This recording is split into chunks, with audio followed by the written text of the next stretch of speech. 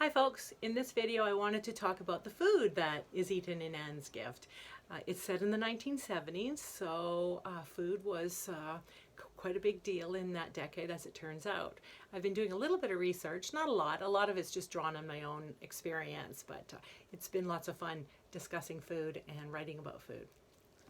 Okay, so in the 1970s there was some great innovations. Not that my family had any of them, but there was more appliances available, so it just made life a little easier. The crock pot was one of them. So the crock pot, as we know now, you throw the food in the morning and come home and it would be ready to eat. And that's because women were going out to work more and they needed easier meals to prepare. So although it was invented in 1940, it gained a lot of popularity in the 1970s for this reason. I had my first crock pot it was 1980 when I got a crock pot, but I never had one in my house growing up. I guess I don't know why. Okay, so the other one was yogurt maker. I guess yogurt came from a European influence, and you could make your own yogurt, and therefore you wouldn't have to buy the sweetened yogurt that was in the stores. This was sort of like the hippie movement thing, or Earth Mother, or great eating. You have homemade yogurt.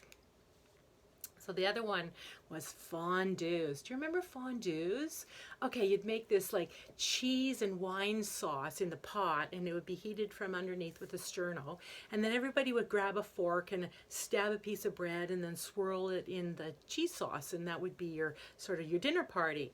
And I'm filming this in COVID-19, the pandemic, and there's no way we're going to be doing fondues for a while yet. So no fondues. Okay, so when I did Anne's Gift and did the dinners there, I thought, oh God, why did we eat like that? Like fried pork chops and boiled cabbage, and just like all the vegetables would have the heck boiled out of them. And I'm like, why do we eat like that? And then my book club women, they said, like, well, people just ate like that. That's the way they ate. And I found that to be quite interesting, because I thought we might have been just a bit different, but apparently it was fairly common.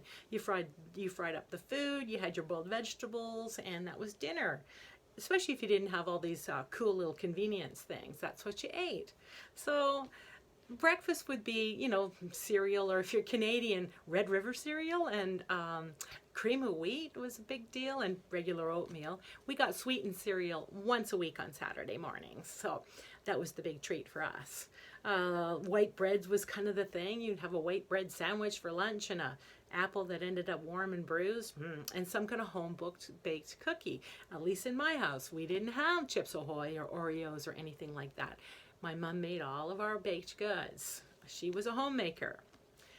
And dinner, where a lot of the action in Anne's Gift takes place, there was shepherd's pie. A lot of casseroles were a big deal. Meatloaf. And generally the approach in the 1970s was it was more casual, because women were busier and they couldn't be expected to be in the kitchen as much.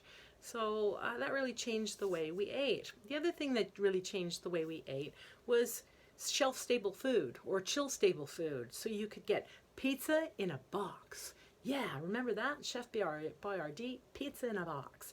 So there'd be like the dough mix, so you'd do up, and then there'd be the tomato sauce in a can, and then you'd sprinkle the whole thing with dried oregano and Parmesan cheese. And then for us, we'd like chop wieners on top of it, and that would be the meat portion of it. And we loved it. It was great stuff. The other one was shake and bake, which is probably just full of salt and some spices, but we loved it too, and it made the chicken taste good. So that was about the only innovation we had in our house for boxed and packaged foods. If you got any stories to tell about the food you ate when you were growing up, I'd love to hear. And it doesn't have to be from the 70s. Hope you enjoyed.